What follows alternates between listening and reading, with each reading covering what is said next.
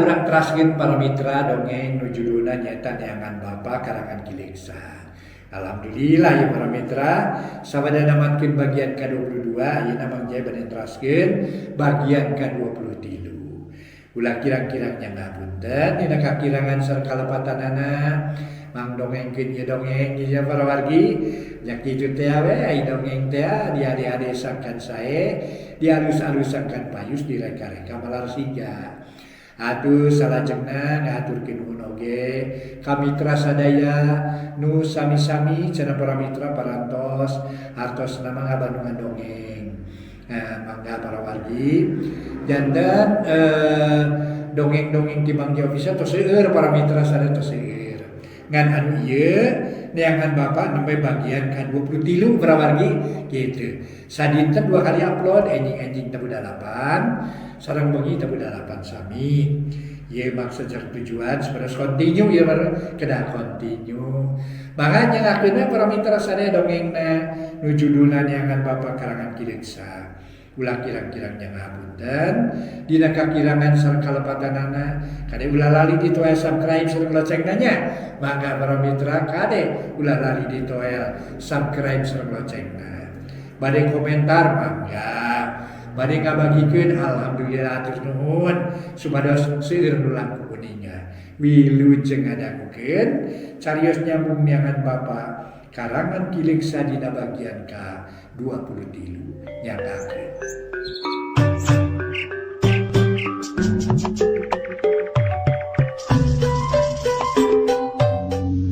Para mitra kaum dangu, wilujeng tepang dangu sareng acara matuh dongeng enteng pangbeberah mana. Mang Jaya sapara kanca bade neraskeun hanca dongeng nu katunda carios nyambung judulna Neangan Bapa. Ieu dongeng karya Kileksa para mitra ngincak bagian ke-23. Para mitra kaum dangu, mangga urang lajengkeun ieu dongeng. Kumaha harita teh para mitra sabada biikeung disusul ku Mang Dampa. Anu mana biikeung ti ditu mah kabur kanu jadi indungna disusul ku Mang Dampa di Resi Kabayan we cenah para wargi. Mangga urang teraskeun ieu hanca dongeng etang-etang hiburan pangbeberah mana. Carios nyambung judulna Neangan Bapa karya Kileksa dina bagian ke-23.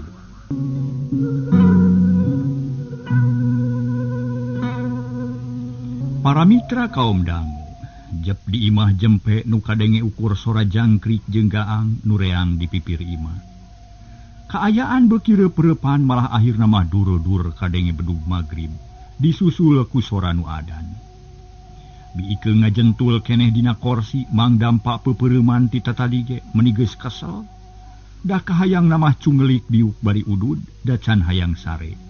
Kulantaran pamajikanana jempe wae akhirna mah manehna ge ngelehan kuniang hudang bari dedeheman. Gek diuk tuluy heulai siga nu teu hayang. Da katara bangun dipaksa ret ka biikeung nyeh seuri sarung diharudumkeun pok ngomong. Keung, maneh teh nyaan rek luas, rek tega, panona mencerong ka biikeung. Nu dipencerong ngarahuh ret ngareret panona buncelik. Bibir digegel meueusan, geus kitu pok ngomong. Kang Dampa kuring marek nanya anu pamungkas. Nah butuh keneh ku kuring atawa henteu? Cing jawab nu jujur. Ya geus teu butuh mah moal nuturkeun ka dieu atuh Ikeung. Heug ari butuh keneh mangan maneh kudu ngarobah sikep. Kudu mikir, kudu motekar, kudu dedek usaha. Kami teh hayang rumah tangga cara batur, kilang bara, bruh sagala katenyo barangna, pakena, perhiasanana, pakayana. Ingon-ingona, imahna jeung sajabana. Kelanan, teu nepi ka dinya oge atuh ulah-ulah ngadeul teuing hirup teh. Sing aya kahayang, sing aya gadag. Ulah eleh ku sato tuh, ilikan hayam Mang Juneb nu keur makma anakan. Mun isuk-isuk teh indungna ngoreh, kat-kat kut-kut nyalukan anakna ngabagikeun hakaneun. Nari akang kedua lebih aku sorangan. Tara pisan daek usaha. Ya rezeki teh moal ragrag ti langit, tapi kudu disiar, diikhtiaran jeung diakalan. Tah mun Kang Dampa daek usaha, heug kuring rek balik deui ka imah, dikaler marengan akang.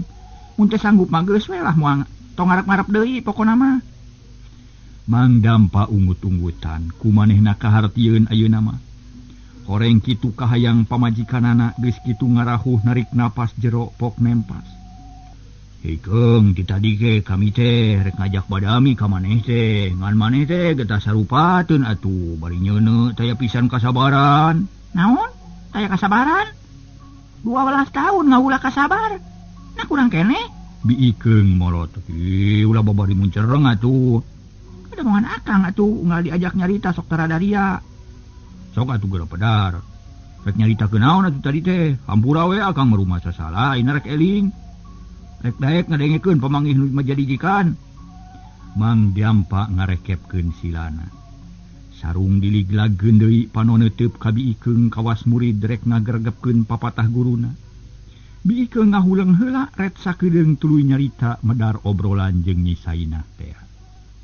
Dina akhirna mah ngajak Mang Dampa sangkan buru-buru nepungan ka Masarni.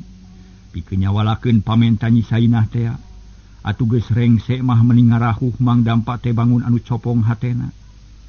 Nah, ari maneh ikeung rek nyarita kitu-kitu wae meuni hararese. Make jeung ngalaman punung segala rupa atuh togmol we kana eusina. Ulah sok malapah gedang teuing. Lah, sok loba geutahan, ceuk Mang Dampa. Kang Dampa na we teu sabaran tara ngajenan ka pamajikan. Kunaha atuh urang tepungan ayeuna sugan we aya milik. Bisa ngadatangkeun rejeki nu rada lintuh. Mun geus aya gantina walah nguseup terek ditinggalkeun we da nya ukur meunang sakalian mais. Syukur ari kitu mah, yuk urang ayeuna. Isi peuting manten, tah samak gulungkeun deui tong enong di dieu bari oge. Biikeung cengkat nunjuk kana samak nu geus diamparkeun. Oh, baru bututan bawa deui nya ulah dituna di dieu era. Pangbawakeun kaynya sing aya kanyaah ka pamajikan teh. Waduh, olo-olo naker. Mang Dampa kukulutus. Tapi teu burung nurut jut duanana tarurun ti imah indung Biikeung. Teu bebeja heula ka indungna daerah leos we baralik deui. Kira-kira wanci isa Mang Dampa jeung Biikeung ngaleumpang duaan muru ka imah Masarni. Jol kanu dijugjug sabada uruk salam berai pantomuka. Lawal Masarni ngabagiakeun bangun anu bunga heunaker. Atubus para mitra semah arasup gek dariuk dina samak di tengah imah. Kulantaran geus paheut pasini biangji beurangna teu loba pancaraken, langsung ngaguar pamaksudanana. Nya harita Masarni medar rencana pagaweanana ngan hanjakal nyaritana haharewosan, kawas nu sieun kanyahoan ku batur. Tapi sok sanajan kitu ge Mang Dampa meuni sababaraha kali ungeuk-ungeukkan. Sakapeung nyebut ngartos paselang jeung mangga, cirining panuju jeung sanggup ngalaksanakeun pamenta Masarni. Sabada rengse nyawalakeun hal eta Masarni nyarita kieu. Kah Dek, nu nyahokan hal ieu teh ngan opatannya ka hiji emak jeung Nyi Nyai. Kadua Jang Dampa jeung Nyi Ikeung. Leuwih teh eta mah ulah anu nyahoeun. Bahaya ieu teh mun nepi ka betus teh. Omatnya sing kuatnya ka Rusia. Mangga lah sangem mak lah. Terang beres we, ceuk Mang Dampa dari anaker. Nyanggupan pisan kana pamenta Masarni. Atuh geus kitu mah prung we ngawadul kanu teu puguh jejerna. Ngawangkong sakatepina kira-kira wanci sareueuh budak Mang Dampa jeung Biikeung amitan. Ku Masarni dikeupelan duit lumayan rada munel, damun kuli macul masa minggueun lumayan basana teh. Padahal mah gede hartina pikeun Mang Dampa nu keur ngaligeu, teu boga pagawean jeung penghasilan. Puguh we meuni bungaheun meuni asa ditonyok congcot. Geus kitu duanana amitan leumpang silih cekelan meuni asa panganten deui, bubuhan bunga lain dikieuna. Tuh nya, pi rejekieun ceuk kuring oge. Biikeung ngaharewos bari leumpang. Oh lah, babari gini ngala duit teh nya. Dasar milik teu pahili-hili, bagja teu paala-ala. Najan teu mani isuk ge teu burung meunang we, rek meuli naon euy Keung? Yeuh, senal geus butut, kabaya geus rangsa. Samping belel bedak beak. Pasik gelung leungiteun, laleungitan. Beak atuh kabeh teh moal aya keur kami, ceuk Mang Dampa para mitra. Kang Dampa mah engke we meunang deui. Sabatae moal aya nu nyoro, dina mah bagian kuring we kabeh. Da kuring anu ngabaladahna, ceuk Biikeung. Teu eleh omong atuh Mang Dampa teu bisa naon-naon deui, daek teu daek kudu nyerah kanu jadi pamajikan cep we jempe. Hawa peuting beuki tiis sora jangkrik reang di sarada. Mang Dampa jeung Biikeung jongjon laleumpang ngajugjug ka imahna, sanggeus tepi bus ka imah. labas ka kamarna jempe teu kadenge kecat. Caduna kaayaan biikeung jeung Mang Dampa para mitra kacaturkeun di Imah Haji Marnadi. Harita sore keneh geus beda karasana. Utamana ku Nyi Aryati nu karek rerep tina kasakitna. Peuting eta asa keung alah batan peuting nu geus kaliwat. Keur matas boga kanyeri katurug-turug tadi kadatangan Kumad Sori jeung Majid. Nu datang mawa pikiraneun, namahan riweuh kana uteu, malah ngahudangkeun kasusah jeung kasieun. Barang repeuting Nyi Aryati teh teu geunah rasa. Cus-cos kanu teu puguh, inget ka bapana, inget ka lanceukna, jeung inget kana jalma-jalma nu daratang mawa pikasusaheun. Harita Nyi Aryati ngajentul sorangan di tengah imah, diukna dina korsi bari ngahuleng ngumar lamunan. Sedengkeun Nyi Sainah ti barang datang ge teu nanya-nanya acan, kawas nu teu wawuh ka batur saib. Nah bulan-bulan ieu teh bet asa meuweuh ku pikiraneun. Kumaha mun si Buldani jeung Mad Sori bener-bener ngagugat ka bapa? Naon nu bakal kajadian? Bet mata keung. Kitu ceuk Nyi Aryati tuluy nangtung maksudna mah rek nulakan panto. Tapi baranggap kana tulak panto teh kawas aya nu nyurungkeun. Ditahan teu katahan disurungkeun teu kuat belak panto muka hiuk aya angin asup nebak kana beungeut Nyi Aryati. Nyi Aryati ngahuleng sajongjongan maolohok bengong. Brig sadaya nu leumpang deukeut lawang kapawon, ret Nyi Aryati ngareret. Tapi teu aya sasaha. Renghap narik napas jero tuluy nutupkeun di panto, ayeuna mah teu sakara-kara babari kawas sasari. Anehna sanu leumpang di imah teh nya. Pan bisa inah mah geus ka kamar tadi oge. Gerentes hate Nyi Aryati. Bari tuluy nitenan kaayaan di jero imah. Gek diuk di dina korsi ngahuleng bari mikiran kajadian tadi. Di luar jempling nu kadenge ukur soragaan jeung jangkrik. Sabot kitu para mitra kelebet hordeng oyag kawas katebak angin, tapi teu karasa aya angin. Geus kitu kolebat aya kalangkang dina bilik ana direret aya naon-naon.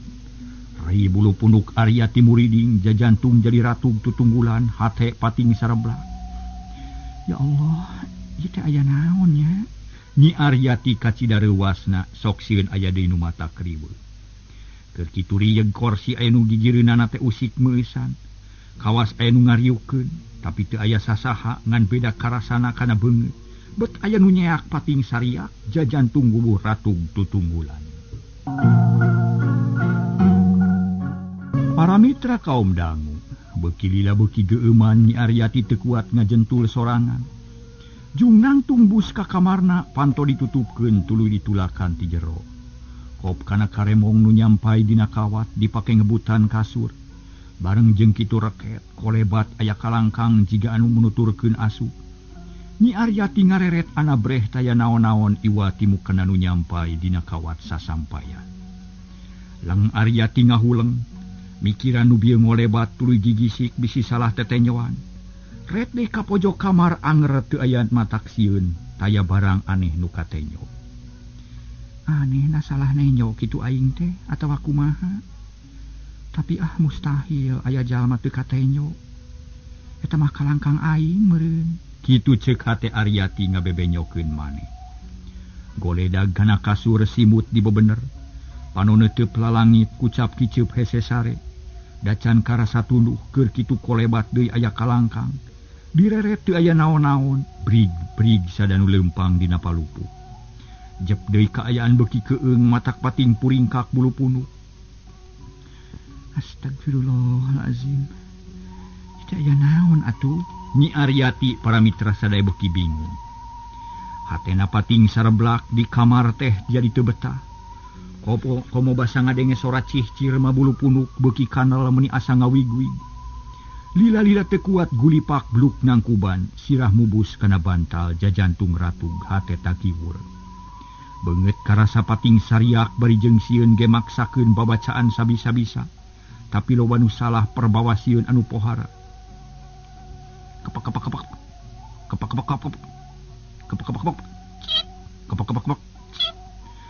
Sada di jero kamar ditemalan kunu ciciakan di pipir imah. Ngadenge kitu Nyi Aryati beuki mubus kana angel kesang tiis nyorolok masihan awak. Tuluy anu ngarahuh narik napas. Asa deket asa ditompokeun kana ceuli, malah asa anu ngaharewos ngarenghos kana punduk. Nyi Aryati geus teu kuat ku sieun murungkut bari ngadeg-deg gadonorok tok kawas anu kabulusan. Aya nu seuri di pipir imah paselang jeung ciciakan. Sorang ngirung mata kukurayeun ngahudangkeun bulu punduk. Nyi Aryati istighfar sababaraha kali jep teu kadenge naon-naon. Nyi Aryati cengkat lalaunan maksakeun ngalieuk dahayang sidi. Nah aya saha gigireunana. Da tadi teh sada aya jalma nu ngarenghos. Ari breh sakolepat anu nyerenge seuri beungeut sepak buuk ngareuwig, awak jangkung pegang beheung celeugeg. Malah iga ngalangkang meniragas kawas gamang. Nu cacingeun nya. Iga kawas gamang ya kawas gamang itu anu cacingeun para mitra. Aduh, iya mah ya. Dasar dongeng. Kebengnya Aryati ngarenya gles teu kate nyobieu leungit. Rai beuki sieun Nyi Aryati ngadeg-deg kasiksa ku rasa sieun nu pohara. Di kamar asa di jero panyara keung ditanggung ku sorangan. Rek ngageroa Nyi Sainah teu wani da puguh keureu pati teu pati hade. Tungtungna maksakeun hudang deui ngajewang simut tuluy kaluar ti kamar. Anas rog ka tengah imah ngajenghok deui bae lantaran dina korsi jiga anu ngariung. Ngan ari joal manehna ngadak-ngadak ngiles. Sajongjongan mah Nyi Aryati ngajanteng deket lawang kamar, mencrong kana korsi nu geus kosong. Tadi mah sidik jiga aya nu ngariung awewe wungkul awakna baregang. Puukna rata-rata ngareuwig, pakaian taya nu rapih rata-rata kusut jeung kotor. Ya Allah, ya Robbi. Nah di imah teh jadi loba teteh nyowan. Kumaha ari di luar, aing mah jeung tibatan disiksa kieu mah. Kajeun rek ngungsi, kitu ceuk hate Nyi Aryati tuluy mukakeun panto. Ari brai ngajenghok malah mundur deui bakat ku kaget. Di emper loba jelema aya nu nyarane kana bilik, aya nu nyanghunyara bari ngadayagdag, aya ge nu sila tutug bari manyun. Ngan aneh ari lol Nyi Aryati jalma-jalma ngiles meningan sakiceuk. Cep karasa hawa tiis. Kada punduk asa aya nu nangkod ngabareurat. Nyi Aryati gegeumeueun rek ngagero teu bisa bibir ngonci taya soraan. Suku asa aya nu muntangan perbawana panas tiris. Kesang tiis ngucur saluar awak teu kuat, rempeyak brak daku ngadeg-deg bari nangkep harigu simut ngalumuh di handap. Astagfirullahalazim, ya ilaha illallah. Ya Allah, abdi tulungan. Nyi Aryati nenda kanu maha kawasa. Menta kakuatan batin lila-lila lalembutan anak kumpul deui. Gancang asup ka tengah imah, brug panto ditutupkeun deui, malah mah ditulakan pageuna. Koloyong bus ka kamar kebut mebeutkeun maneh kana kasur. Beungeut mubus kana bantal jajantung ratug hate ngageter. Sakujur awak ngayak-yak bakat ku sieun. Sabot kitu cikikik sadanu seuri ditema ku nu sejen. Tungtungna jadi rame pating ciri hila pating cakakak. Rame patemalan jeung baturna, hiu angin ngagelebug bat bilik pating harlob. Ti para pating puruluk cungung sada anjing nu babaung malah mah teu puguh manuk gagak ke meningelak, kawas nu ngalindur. Lang-lang harita teh para mitra jelep icedun sirah Nyi Aryati lieur meuni asa ngubeng. Tempat sare asa dengdek kimah asa nguriling, reup Nyi Aryati peureum kawas asa hampang. Asa leutik ngalayang ka bawah angin tuluy ngapung beuki luhur lenyap laloang ret kahandap marak bakruhai pating kariceuk. Sora anjing nu babaung kadengen hawar-hawar, sora jangkrik asa leutik, sora gaang geus les-lesan, lenyap deui hate Nyi Aryati seseblakan. Horeng Nyi Aryati kapiuhan geus teu kuat nanangan kasieun. Para mitra kaum dangu kacaturkeun isukna Nyi Aryati geus teu bisa hudang deui.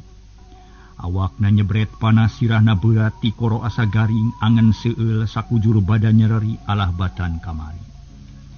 Atuh Nyi Sainah surak nenyok kitu teh nganteu we ajerag-ajeragan mah. Hatena mupuas ka Nyi Aryati nu namru deui kakeunaan ku kasakit aneh nu teu puguh sabab-musababna. Puas ya rasakeun ku sia Aryati, kitu ceuk Nyi Sainah dina hatena. Bus ka kamar Aryati ret kanu ngagojo di enggon, paroman api-api milu sedih pokna teh. Yati, kunaon deui? Bari mencrong. Bi kamana Kang Suhama? Aryati kalah kamalik nanya manehna keung hayang dibaturan ku lanceukna. Can datang apan keur nganterkeun duit ka bapa. Kunaon atuh Yati teh? Naon nu karasa? Gek Nyi Sainah diu. Duh, sakujur awak nyereri. Satulang-tulang meni asa parotong. Aneh na kunaon deui atunya? Nyi Sainah mencetan bitis Aryati. Bari neuteup kana beungeutna katara sepa jiga geus gering lila. Dina eta kasempatan, Nyi Sainah jiga nu nya ngababaraha teh anak terena. Padahal papalimpang jeung eusi hate. Ari Nyi Aryati teu malire kana omongan indung terena, dapi pikiran anak kumalayang kanu lain-lain inget kana kajadian-kajadian nu matak reuwas. Poe eta Nyi Sainah teu liar aya wae di imah, ngomong namah jiga nu heueuh melang kanu gering cenah. Ari Nyi Aryati parat nepi ka burit teu bisa hudang-hudang acan, malah beuki burit teh awakna kalah ka beuki panas meuni nyebrek. Kira-kira wanci sariak layung jebul aya nu datang duaan. Horeng Suhama jeung bapana katempo bangun lungse teu pati hegar kawasasari. Barang jol ka hareupeun imah panto disurungkeun berai muka. Yati, Yati. Hari kate para mitra sadaya. Bapana Yati gegeroan. Yat, Suhama gegeroan ka adina. Ari nu nemalan Bisainah malah mabarin muru ka tepas. Hate rada deg-degan sabab Suhama geus datang deui. Geuning Suhama. Mana bapak? Itu di tepas, mana Yati? Di kamar. Temal Nyi Sainah kebat ka tepas mapag salakina. Suhama labas ka kamar adina ari srog ngahuleng mikir mangaremiraga meneng. Asa teu percaya kana teteh nyowanana. Yat, kunaon deui? Pokna bari ngadeuketan lalaunan. Kang Suhama, nuhun enggal sumping. Keung abdi teh Kang, meuni asa sare di kuburan. Nyi Aryati bungaheun lantaran asa boga gunung panangguhan. Masya Allah, la ilaha illallah. Nah kunaon deui atuh ieu teh? Suhama diuk di jireun adina. Ragamang kana tarang adina, karasa panas meuni nyongkam. Sabot kitu bus Haji Marnadi ka kamar dituturkeun ku Nyi Sainah. Ya, kunaon anaking? Bapana nanya bari mencrong. Aryati ukur ngareret jajantung ratug hatena pating sarblak. Ieu, tak ieu kasakit jati teh Pak. Kumaha atunya da aneh pisan Pak. Sabar Suhama, keuneu sing tenang lanan. Da kasakit mah tiba heula ge geus aya. Babarenganna teh jeung cager. Manusia nu kumelip di alam dunya kadang-kadang kakeunaan ku gering, katerap kasakit. Mun abdi ge ngartos urusan eta mah pananging ieu pan aneh beda ti batur. Urang ke kanyahoan ku bapa kumaha anehna. Ceuk Suhama barang kurang sugema ngadenge jawaban ti bapana. Suhama ceuk bapa ge tenang lanan, bapa ge da moal ngantep. Cik halik lanan bapa hayang ngarampa. Suhama munur nang tunggi jireun indung terena ari Haji Marnadi ngaragama ngarampa tarang anakna. Karasa panas meuni nyongkab, rahuh narik napas jero ret ka Nyi Sainah ret ka Suhama. Iraha mimitina ieu teh Ina. Mangkukna? Nyi Sainah asa-asa ngajawabna teh. Kumaha beuting tadi? Duka dateuna naon? Nama ke duka jeung deuna jiga nu asa-asa ngajawab teh. Kumaha nu sanyana ieu teh? Haji Marnadi rada bangkenu. Teu panuju kana jawaban pamajikanana, malah katara kekerot nahan amarah. Keur kitu celengkeung Suhama nyarita tandes. Pan ku abdi geus dibejakeun Pak basa abdi wangsul ti payun teh nya Yati teh taya nu ngurus. Wengi tadi ge moal salah deui tangtu jiga kamari.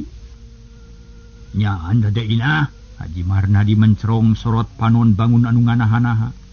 Nya puguh Nyi Sainah rada tagiwur hatena. Hapunten Kang Haji, rumaos lepat nanging da tengah aja margi teu terang aya nu teu damang. Beungeutna rada sepak. Kedeui mah ulah kitu. Kumaha mun aya naon-naon? Meureun moal kanyahoan, geus we, jung sayagikeun sangu, akang hayang dahar lapar ieu. Mangga Kang Haji. Nyi Sainah ngaleos ka pawon. Rek nyayagikeun sangu jeung deungeuna ari Haji Marnadi sanggeus ngobrol saperluna jeung Nyi Aryati. Tuluy rek kacai rek mani, malah Suhama buru-buru kapancuran. Sedengkeun di imah asa calomrek beda pisan jeung Sasari. Komo wanci sareupna mah bet keung asa geueuman. Reup sareupna beurang kaganti ku peuting dipapag ku reangna Soragaang jeung Jangkrik. Lalai badot pating kalayang kalong pating gayabag di Jomantara. Harita Suhama jeung bapana keur aya di cai, sanggeus reng semani tuluy balik bareng. Mimitina mah leumpang teh asa bener mapai jalan ka imahna. Da ari geus deukeut bet pangling kawas kakaraninca kadinya. Reg eureun Suhama ngaraneg tuluy nanya ka bapana. Aya naon, Pak? Suhama ari urang teh aya di mana ieu teh? Coba itu bet jeul-jeul ka leuweung. Nah di mana imah urang? Na teu nyasab ieu teh kitu, bari nunjuk ka hareup. Nu kate nyoku Pak Haji leuweung gerot tangkal kai meuni galede jeung jangkung harieum pikasieun. Aya da nya bapana atunya. Pani teh bener muru ka imah. Da sidik imah Mang Ijan ge kaliwatan piraku ujug-ujug anjog ka leuweung. Suhama heraneun panon mencrong ka leuweung. Nah kumaha teh nyoan maneh? Na nya teh leuweung. Muhun katinggal aku abdi ge leuweung, Pak. Aneh pisan. Aya naon atuh ieu nya? Sajongjongan mah duanana ngaharuleng. Wadah sabun dijingjing ku Suhama ari Haji Marnadi ukur ngajiwir baju kotor di samping anu. Panon mencrong ka leuweung nu katempo di alam samar. Lila-lila Haji Marnadi sadar tuluy peureum bari istighfar. Geus kitu beunta deui tuluy ngusap beungeut bari maca subhanallah. Barang rada caang aneh leuweung ngiles ganti tetenyoan. Bet geus aya di kuburan.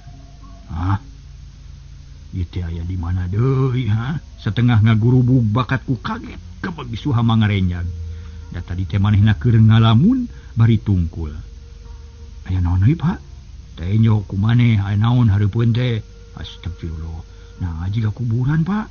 Ka mana leuweung? Ka teuing bapa ge teu ngarti. Jep tuanana jempe ngadon pating haruleng bari narangtung. Pikiran muter mikiran kajadian nu lumangsung hareupeunana. Sedengkeun kaayaan beuki peuting hawa tiis sora-sora sasatoan mata keung matak maruringkak bulu-bulu. Para mitra kaum dangu kocapkeun harita Sid uncuing patemalan jeung Soragaga manuk tueu pipilueun milungiwud estu mata kukurayeun kumaha we kaayaan di astana matak maruringkak bulu-bulu. Sanggeus radalila Haji Marnadi sadar kana dirina. Eling kanu maha kawasa repeureum babacaan husunaker.